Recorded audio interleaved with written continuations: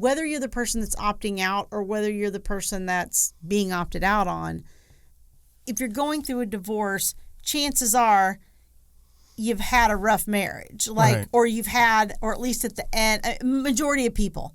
I mean, yes. I think occasionally we see things where all seem to be going swimmingly and somebody was having an affair and the other person didn't know, and then all of a sudden, wham. Now, that was my perception at the time, but things weren't going swimmingly. My marriage was fraught with problems and conflict and, bumps and things. She's better off in this marriage. Yes.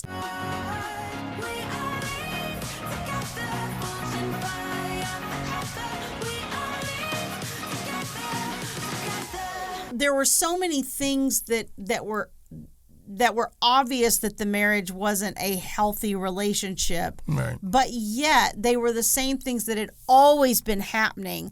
So on the one hand, I was blindsided by the fact that he opted out, because it's no different than it's been for 17 years. So why are you divorcing now? Right. However, I do recognize, especially in retrospect, that wasn't the healthiest relationship. Right.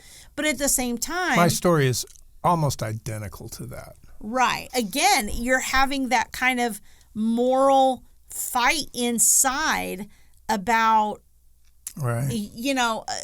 About, on the one hand, this isn't a happy marriage and I'd probably be better off if I moved on, or maybe I could find somebody new and build something different and have kind of like the opportunity side of it to create a clean, build something from the ground up, so to speak, family-wise.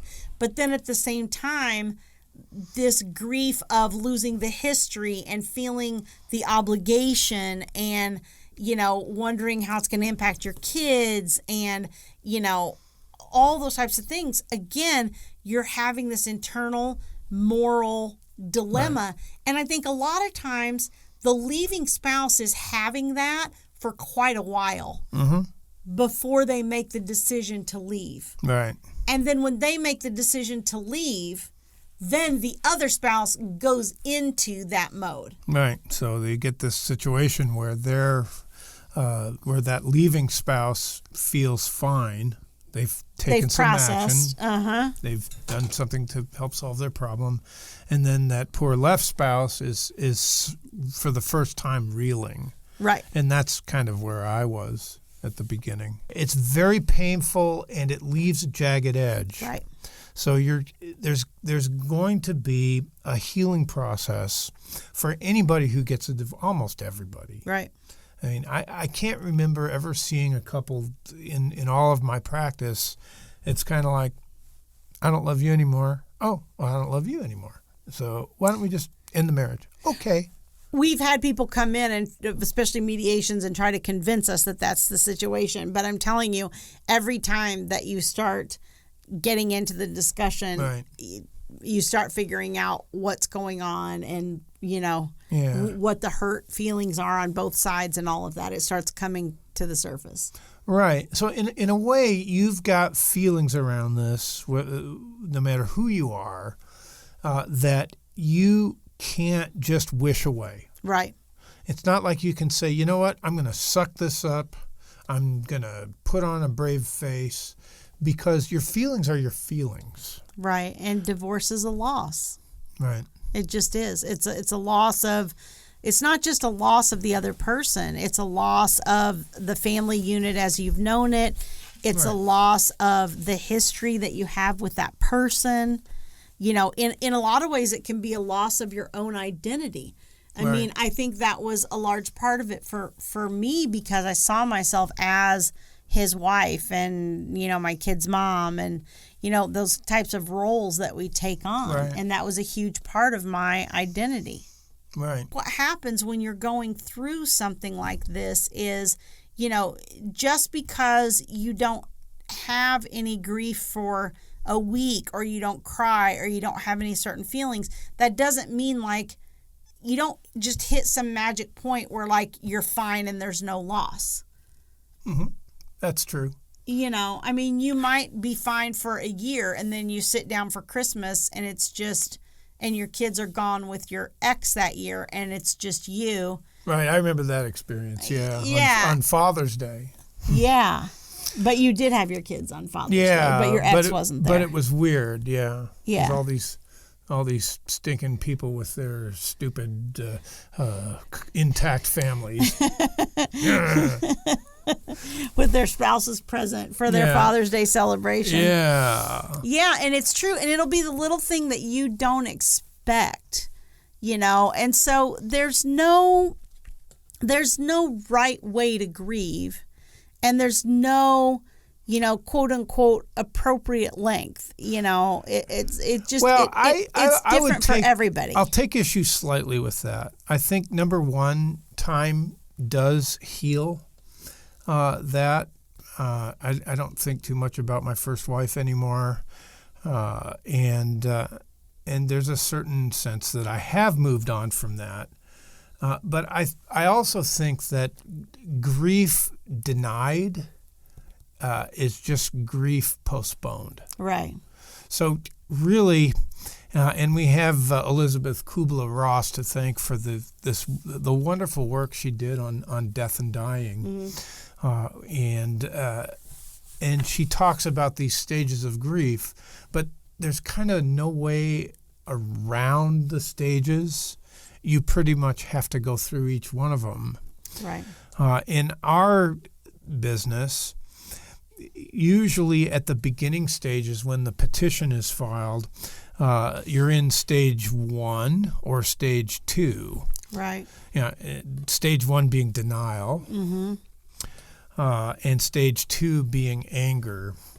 And a lot of our clients are in stage 2. I think that's true, and you do go in and out of all those different phases. I think that you mentioned you don't think about your previous wife that much, and I for better for worse. I mean, I know you loved her, but I think that what happens with a spouse is a person to an extent that can be replaced. And I mean, over and over again, in fact. Well, I mean, I know it took some time. I'm not saying that you were like fine, but now, even 10 years later, when we were together 10 years ago, you weren't grieving her or walking, and that role in your life had been filled. Right, but we're talking to divorcing people. Right, and that's what I'm saying is the good news is that role can eventually be filled, which probably will eliminate most of the long-term grief as it has for me and you. Right, but you can also make the mistake of jumping into a relationship in order to postpone, in order to not feel your feelings. That's true. That's true, and we've seen a lot of people do that, and that doesn't work either. But I'm just saying it's different than like with the loss of my mom. That's a loss that's lingered more because I only have one mom. Right. And she's gone, never to be replaced. Nobody else is going to step into that role. I agree with you, and really the part of the huge problem with my second marriage was that I leapt into that marriage without to paper over the pain that I had from my first loss. Right. So really that relation, and it wasn't fair to her either. Right. And it ultimately, we were in many ways not compatible with each other. Right. When you do that in relationships, what happens normally is all the dysfunction and all the problems that relationship had, you will find a relationship that mimics it. Yes. And you'll have the same struggles, the same issues, the same problems that you had in the previous relationship. Right. So that sucks. Yeah. So you need to give yourself time to heal.